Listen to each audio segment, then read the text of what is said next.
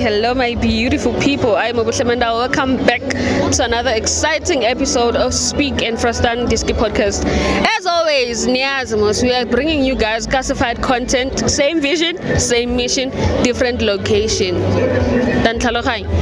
As always, once again, I'm not alone. I'm never alone. So I'm with my dog, Njaka, who's on again as introducer, and some of our crew members. Sure, Bafethu, as you know, imumecha unknown ongangazi usazongazi, but yeah, I'm pretty sure abaningi bensebangazi already. So okay, yeah, today you have only one camera guy, ukamu behind the cams. Ujodi today akekho une problem yesisu, ngathudle umkhodi or wrong. So moment of silence for Jody. Yeah, moment of silence for Jody. Yeah.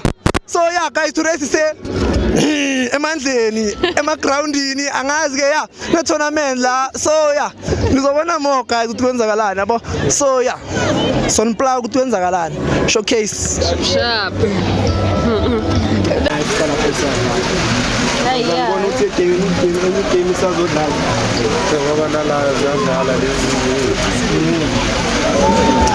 We have one of the players from the team Arsenal. He's just gonna dig deep as introducer and at the very same time as tell you my brother, how are you? Please tell abantu ukuthi ubani wakwabani and which team do you play for? Ngucebo wakwaXulu Olundi ngidlalela iArsenal yala khona eMandleni. Okay. So tell us about ubhuti waseLundi ukuthi uqale nini ukudlala ibhola i-career yakho as a football player iqale nini kanjani and why did you choose to play football? Iqale 92. Oh. Yeah, serious 92. Okay. So it's just that yona into engayicabanga ukuthi yona engangikhipha busy ngivikele into eziningi like ama drugs nanobugebengu nje khona. So tell us about i-game yakho yanamhlanje uyithole injani? How did you think wena nama teammates wakho ni perform kanjani overall performance yenu? Yeah, performance was not bad. It's just nje as capitalize ngama chances watholile ilapha esileke khona but nje overall be right. Okay. Be right. Okay. So would you say i-game yanamhlanje it was fair with regards to abo referee and all that? Be right kakhulu. Okay. Be right kakhulu akuna complain. So if there's one thing you'd change about ikasi football, yini into ongayishintsha ngekasi football? Angazi ngizama ukukhulisa ingane ngathi lezi ezincane engalahleki ngingathi sibonele kimi nami singabonela kimi as umuntu waqala esasemncane ukudlala ibhola up until manje. Yabo singazifocus kuma sport singachoose sport esiyi-one. Okay. Yeah. All right. So ngicela ukuthi usinikeze abantu like ama fans wakho nama fans wenu as a team ukuthi some words of encouragement or amagama okubonga nje. Ngibonga kakhulu nje support ya wonke umuntu ofikile nani support ye team ukuthi sizama ukubajabulisa bengaphela amandla. Yeah. Okay, thank you so much for your time once again and congratulations kuwini yenu. Thank you. Speak and Frostan. Bafethu abalo umuntu engimphethe la manje bangibizele yena yabo bangitshela ukuthi hayi omunye walezi ama wasted talent bathi makayistanga inkathi zakhe ngedisk yabo so ngamdonsa ngathi hayi man athi ngimbuza uMadala ngitshela istory sakhe yabo Madala, can you please introduce yourself utshela abantu ukuthi ubani wakwabani? Mina nguDumsana waNkosi. Okay. Hlala eMandleni. Hlala eMandleni. So Dumsana samanye lo wangitshela ukuthi wena ngenkathi zakho moyistanga ebhola, modlala ibhola. So yini into ela kumoshela ibhola ukuthi uze ungasadlali ma because mangikubheka usesemncane so yini into emosha ibhola lakho? Idakamizwa. Oh yena akhethi idakamizwa kunebhola. Yeah, ngasha zona.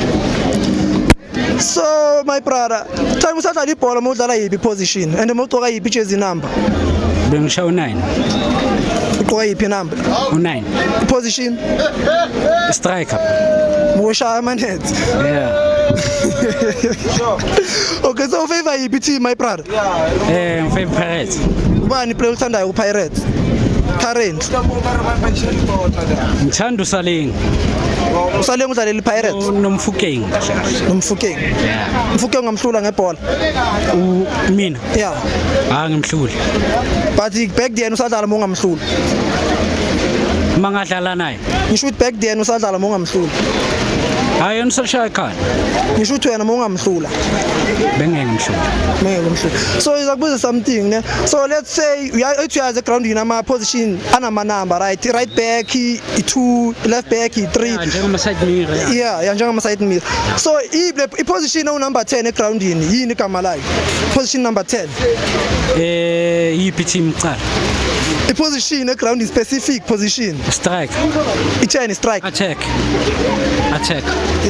like kanjani attack like kanjani i-attack loyo akageji makathola ibhola vele uyashaya train team yeah attack my brother moldala ibhola amampela yeah bengishaya ibhola i-attack u10 attack so imapha ama players adlaleli bafana currently lawa manje yeah wamanje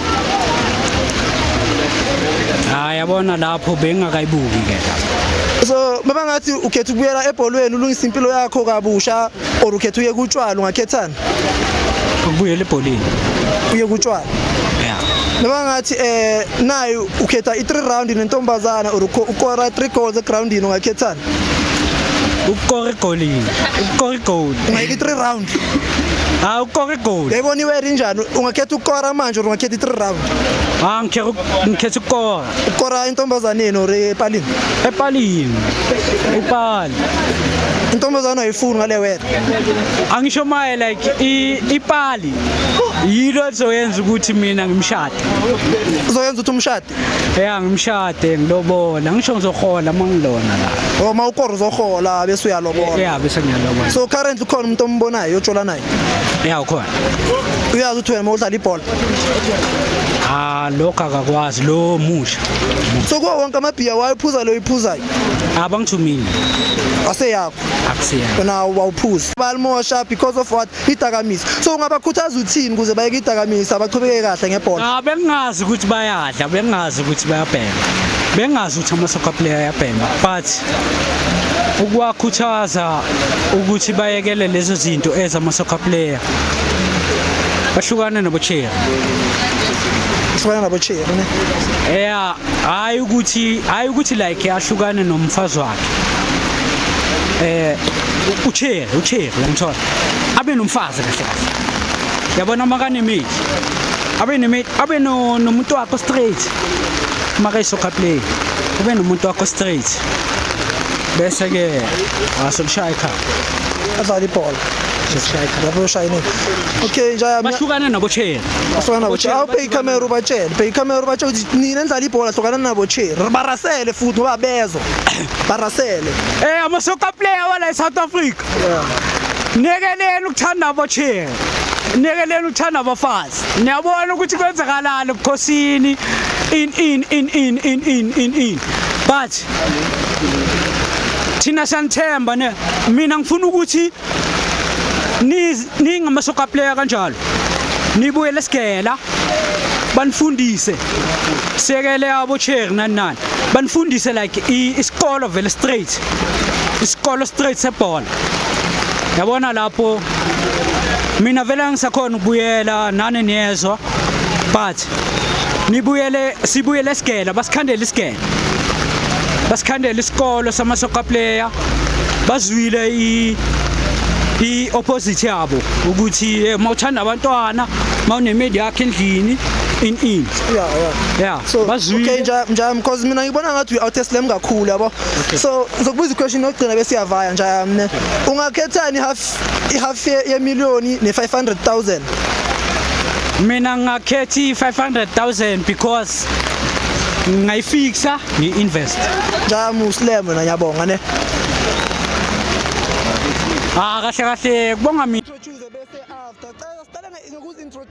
nobhuti la my brother can you please introduce yourself ukuthi ubani okwabani and udlalela yiphi team igama lami nguSirili owamdleje ngidlala eJuventus okay so ngicela usitshele ukuthi since uqalile ngecareer yakho yebhola yini into ekuyela encourage ukuthi udlale ibhola and yini into ekyenza ukuthi ukhethe ibhola kunazo zonke isport ezikhona ngoba isona sport engikhule ngizidlala futhi ngisithanda and benginethemba lokuthi mhlawumbe ngigcina ngiphumelela ngaso okay since udlala ibhola as umdlali yini into like obona ngathi is the most challenging thing kuma soccer player and wena like ama challenges as a player wahandlela kanjani ngayisho nje emaplayini amaningi Awona discipline and mina ngesikhathi ngiyazama ukuthi Okay, so before icala le game le ngicela ukuyidlala manje because ama results already swabonile ukuthi indliwe. So ama teammates wakho like inikhuthazana kanjani especially after ama game akanje? So batshela ukuthi masihluleka siqala phansi.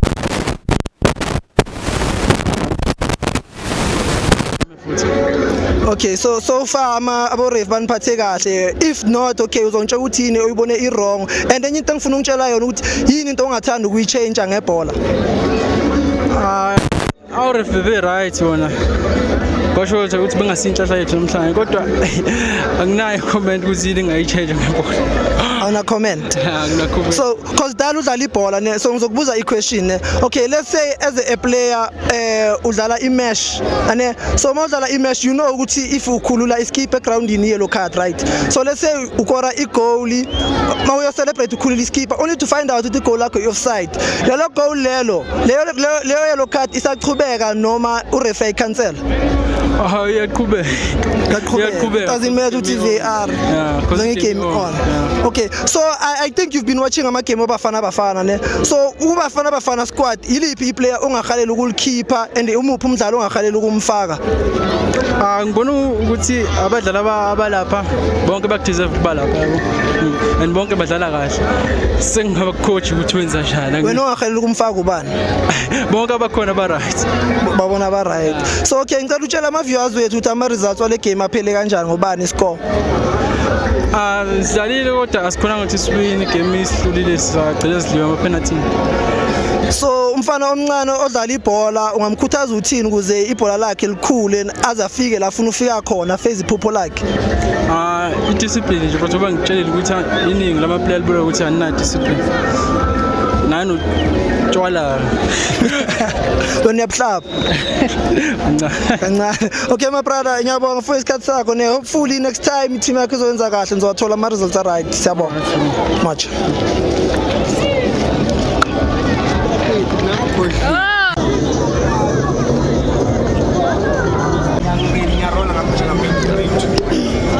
In each and every tournament, there's a positive hand phakathi, talking about people who host the tournament. Cela utshela abantu ukuthi ubani wakwabani and what is your role kule tournament yanamhlanje? Mina nguNkonzo Lushaba from Piet Retief Mpumalanga. Okay. And then I'm an organizer at Emandleni Community Games because the tournament lawa aranwa committee la Emandleni obaba esibambisene nabo kodwa I'm the chairman of the committee and I'm the organizer of the tournament.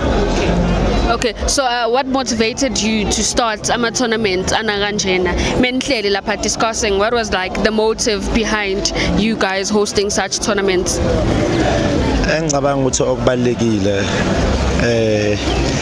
ukukhulisa indawo nokunaka ifuture yengane yabo.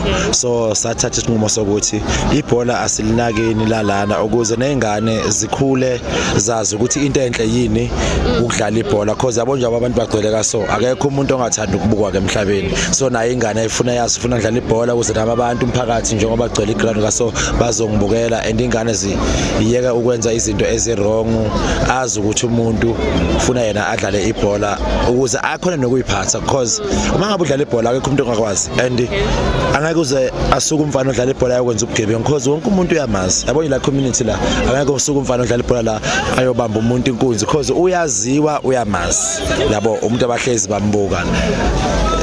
So yiloko nje ukuthi sinaka ifuture yengane nathi sinengane sifuna ukuthi ikhule phezulu kweqiniso nendawo ke yabo ayikho enye into eyenza kule ndawo le yabo nje Mandlela ayikho enye into eyenza kule ndawo le. Okay bakhona uMaskandi bakwenza kodwa ngaleso sikhathi but le ndawo lena into eyenza kule ndawo le ibhola from January to December. Okay December kahanjwa kuyemakhaya because abantu abaningi abahlala la abantu basemakhaya even ama holidays akudlalwa la because abantu basemakhaya indawo kahle ama campsite lawa nje kentshiwe kodwa makufika isikhathi ukuthi abantu funa baye emakhaya baye emakhaya. Okay, so of course men host such tournaments, there's gonna be challenges that you face because akusukudlala hosting such people. So what are some of the challenges that you have faced in hosting such tournaments? Yabona mazokhuluma ngama challenges. Ama challenges vele akhona. Ungayibalekela camera yakho. Yakho nje le. Ngeyona nje ngomzuzu. Yeah. Ama challenges vele akhona. Kunabantu yazi emhlabeni abangafuni ukuphathwa. Okay. Yabo. Even ngizobekisa nje ngoku real life. Even nawe usakhula ekhaya ungakakhona ukuyiphatha mhlawumbe uphumule uqashela. Ubaba wakho mangabe noma umama wakho makutshela ukuthi endlini ufuna ubuye ngo6 wabona ngathi uyabheda. Kodwa uthi masumdala wasiyabona ukuthi yazi nabe ngigayide. So kunabantu empilweni nje kanjalo ama challenges mangabe uzokwenza into ethinta abantu ufuna wazi ukuthi ama challenges uzowathola. Kunabantu noma kuthiwa abadliwe ureferee yabona nje ngoreferee ngizobekisa. Thina sicommittee la siyamlanda abareferee bazojudge. But ureferee simthatha isinqumo egroundini. Kodwa uma ngabe kwenzeka iphutha lapha egroundini ureferee judge amanga. Ama team abuya azokwenzani azolwisa thina. Ezithi yabona abareferee benu ezif thina siyamtshela ureferee akenzeni. Noma kuthiwa sothatha isinqumo esirong uthi penalty kungasiyo. I-referee decision is final. Umthetho loyo okhona izwe lonke. Akusike ukuthi thina sekumele sithi referee noma kuthiwa siyabona ukuthi bengasiyi penalty. Noma singathi siyamshintsha manje kodwa mangena lo munye uzongena qhubeka lapho kuleyo penalty leyo. Iphutha selenzakalile thina sesobona nge-tournament elandela ureferee singambuyisi sibona amaphutha akhe. Ama challenges akhona kodwa into mawuyithanda. Yabona into mawuyithanda. Even noma kuthiwa ngokwempilo nje ku relationship. Umuntu wakho mawumthanda noma kuthi uyakuhlupha kodwa ukubekezela because then uyamthanda. Yabo into mawuyithanda yabo nje njengebhola siyalithanda. Noma kuthiwa kwenzakalani bakhona futhi basikhombe emahleni abafuna usitshela ukuthi bazosishaba enzeni kodwa nje ngoba ibhola siyalithanda. Isizazo ukuqhubeka futhi sikwenzela kwesikwenzayo. Yes. So what would you say are some of the facilities like Enwale Khayo as i-commit ushilo ukuthi of course like there are some of the things and usha ukuthi yabo mesingashintsha ukuthi mesingathola indawo like a certain sponsor esiso singashintsha ukuthi like what are some of the things that engayishintsha as a committee when it comes to ama tournaments enwa hostile? Yabona makhuluma ngaloko okwama yabo njengamanje. Yes. Into esidinga ama sponsor nanani kodwa esibesafuna ukwenza besafuna ukuthi ama team adlalayo la ekhaya abe discipline uqala before sithi masiqala sithola ama sponsor nanani because i sponsor uma ngabe into yeni ngahlelekile sizosibalekela yabo. So sadinga ama sponsor okunye nokunye seku right kodwa sadinga ama sponsors izinto sidinga ama sponsor ama team angadlalela imali ayifakile wona kuphela because okwama isadlalela imali ama team ayifakile wona kuphela. So siyadinga abantu abanga sponsor noma kuthiwa imalini kodwa aba sponsor ama medals ama trophy nemali nayo ibe ngaphezulu kwalama affiliation wabo uyabo into ezanjalo into esayidinga kodwa ke asikapheniki kuloko ngoba besafuna ukuthi babe discipline bona kuqala ngeke ulanda isponsor usilandela abantu abazongena egroundini bashaya ureferee benzeni safuna ukuthi babe discipline kuqala bazi ukuthi uma sike sayenza into sizobambisana kanye nabo. So monga like in short usitshela ukuthi like where do you want this tournament to be like menhleli ni discuss like a vision get tournament yenu leni hostile like where would you want it to reach? Sifuna abona phezwe environment yethu nane support esinayo kule ndawo le nane ground esinalo lihle kakhulu ukudlula ezinye indawo eziningi ezihost ama tournament amakhulu. So sifuna ukuthi ibe one of the biggest tournament in South Africa ya ku amateur football. Sifuna ukuthi ibe one of the biggest tournament in South Africa. Siyafuna ukureach leyo level leyo like isigredla 200,000 300,000 la cause I support ikhona I ground likhona just ukuthi nje indawo yethu beka recognize yabo. So iloko nje inhloso yethu leyo nje ukuthi okay sesike sadlala 32 kulonyaka of which number 1 beku 50,000 number 2 beku 20,000 and next year siyafisa ukuthi maybe so next year siyafisa ukuthi maybe mhlambe sidlalele noma boma 70,000-80,000 sizokhulisa year by year uyabo. So nani nje angazi khona ama details ngizowathola but ngiyathanda ukuthi because sibeka ngabo April after Good Friday sayibeka le tournament leyo ibe ikhona this year and next year futhi ngaleyo calendar leyo izoba leso sikhathi leso sizobona ukuthi siyibeka kuyiphi kodwa sizoyikhuphula kancane yabo because ledlalayo njengale I top top 16 but first prize is 19,000, second prize is 5,000. Kunama cup, kunama medals, kunama player of the tournament nana. So izinto bezingenzeki la. Siyazama ukuthi sikhuphule yabo indawo yethu sizama sikhuphule. No, thank you so much for isikhathi sakho and siyabonga nomsebenzi omuhle nowenzayo kumphakathi wala eMandleni. Sengathi inkosi nganibusisa niqhubeke futhi ni lokho njani. Ninhlonhlobale, nithola ama sponsors and yeah, all the best. But a question from Gini. Okay, for 14. Yeah, 14. All right. Sing interview wena ke manje. Okay, no problem. Nina niqhamuka kuphi ngobani indawo neyazi kanjani ngicela nje ukungichazela nje. Okay, okay, that's actually a nice question for us, ne? So mina personally mina ngobuhle bendalo, I work with my team uKamu Xolile and the one on the phone uJodi. Yeah. We are from a channel called Speak and Frostan, ne? Yeah. Yes. How we found about Ilontuzani tournament lena. There's a certain team kuthiwa Jägermeister FC. Yele yang follower on. Yes, yele yang follower on. Shout out to Jägermeister FC. Yele yang follower ku Instagram, and then they posted the tournament and then ngayishare to our group. That's okay. Why not here? Yes. Thank you so much, Sabo. Sharp. Shout out to Jägermeister FC.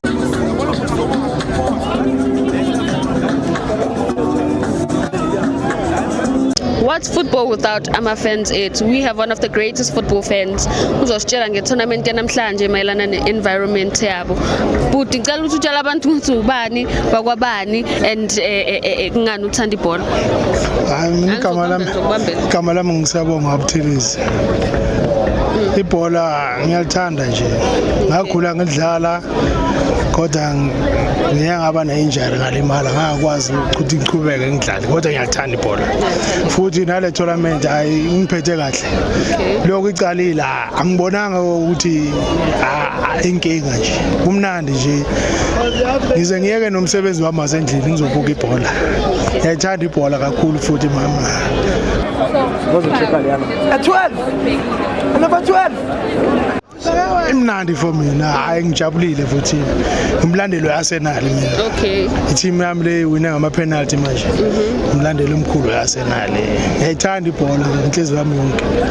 So mawubhekile le tournament lena iba nomthelela omuhle kanjani emphakathini? Umthelela omuhle mama ukuthi ingane eziningi ziba la zobuka ibhola. It's like nento zoganga lezi zokuhamba benza izinto ezirong ziyangiwehla nje ngoba isikhathi esiningi basiceda lana nje ubuka ibhola. Mawusuka la sekulate.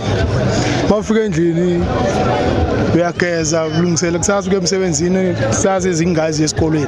So isikhathi sokwenza izinto eziphuma endleleni abanazo. So umthelela wale tournament lo uyaxoxa nje abantu ukuthi babe sendaweni eyodwa. Sibukela ibhola kube mnandi sijabule nje ungabi nenkinga. Okay. So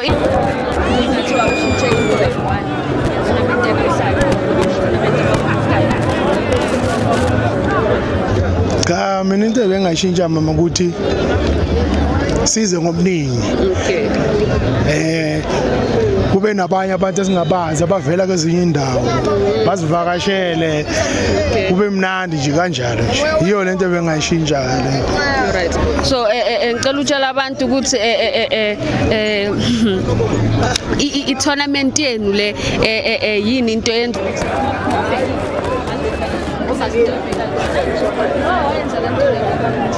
so wena mawubhekile nje like uyifaka emqondweni walomuntu lo oyihost yale tournament mawubhekile ukuthi inhloso yakhe bekuyini? Inhloso yakhe mina ngendlela ngiyibona ngakho mama ukuthi abantu balifunda ibhola. Okay. Futhi balithande and futhi bal-understand ukuthi ibhola into enjani and then kuyajabula ebholeni kumnandi. Ibhola mama sometimes sinabanye abantu uyakwazi ukuthi noma uthi mhlawumbe une stress noma unenkinga ethile but wazi wafika la konke kuba right kuba relief nje. Yes. Siyabonga for isikhathi sakho yeah sicela uqhubeke uba uba support ubaseke abantu la kule tournament lena. Ngizoqhubeka mama ngibasupport ngiyabonga isikhathi senu. Thank you.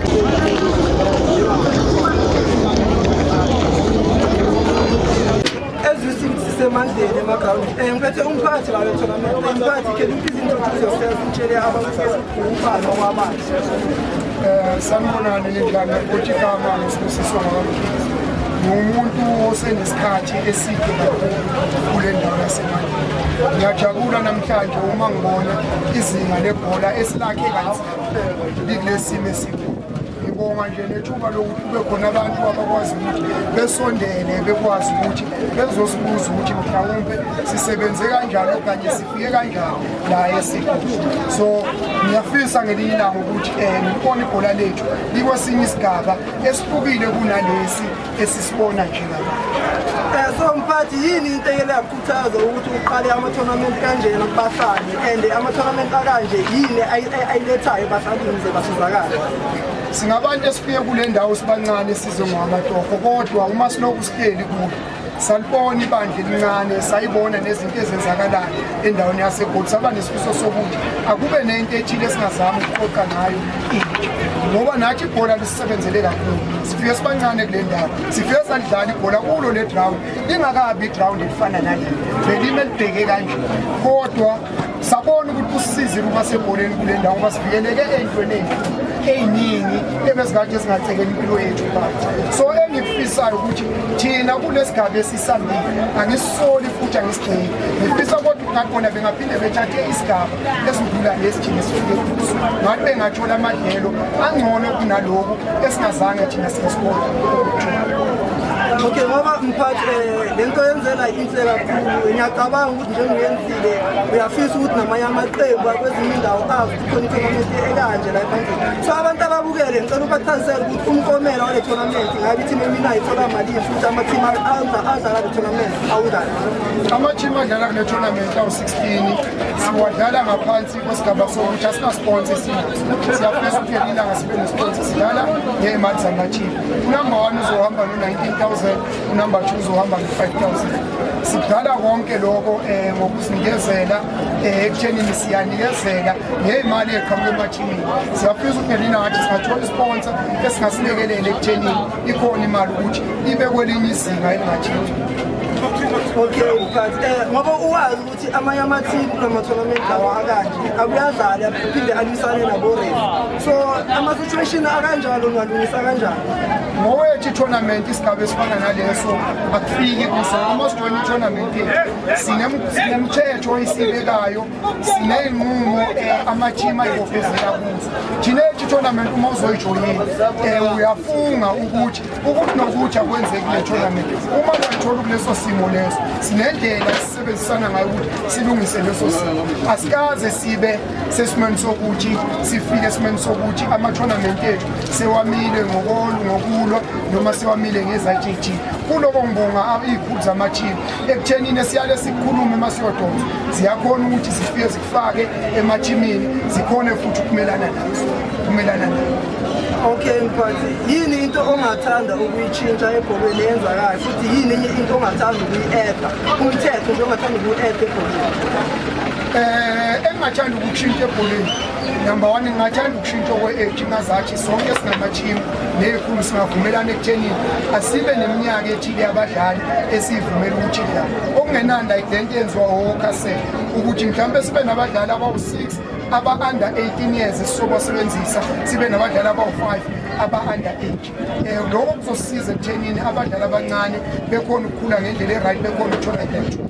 Engingathanda ukushintsha okokuthi sinesifiso sokuthi ngelinye ilanga ngathi abantu abangasile ngokwengqondo yokuzama ukuthuthukisa abadlali basesebancane emqondweni ngathi bengasiqhelela sikhona ukuba nabantu asingaba semqondweni owodwa ukuthi ekugcineni asidlali ngoba siphethe isizulu ngoba sifisa ukukhulisa intsha yethu sifisa futhi ukwenzela intsha yethu amathuba angcono.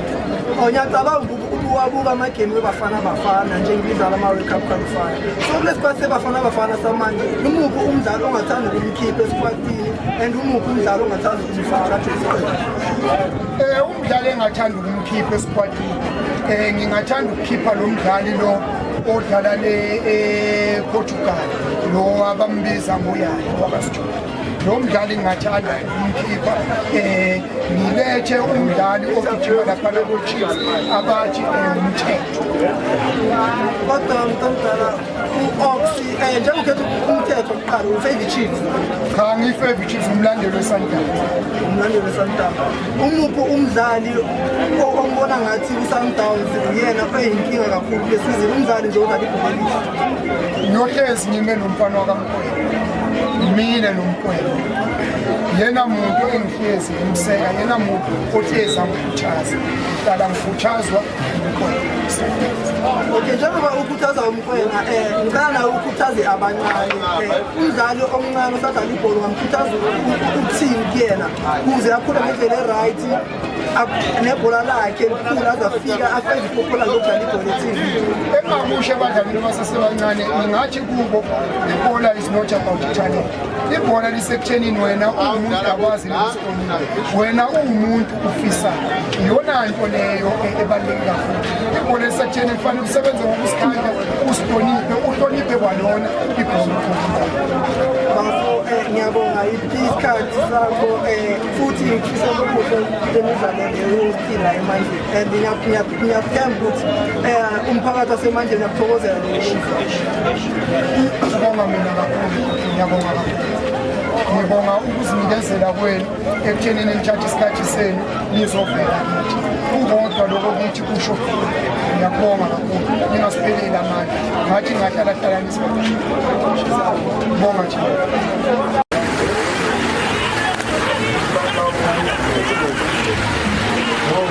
We've reached the end of our episode. Thank you so much for tuning in until the end. Please do not forget to like, comment, subscribe, and turn on your post notifications so that every time we drop. Once again, thank you so much for followers and 11,000 likes on TikTok, guys. Mwah, siyantanda. Please do not forget to go and subscribe. How? and abafethu nabama ngiyagodola ne ngiyagodola for nina but ke manje subscribe angizokuthola ukushiselwa so please asiboniseni ubuntu guys muthu ka bathu showcase and wena ngiyazi uyashiselwa la ukhona uphuza itiya unethezekile and we're giving you content, guys. Bese nina ninga subscribe. Is that fair? It's not. Enza into grand lapho.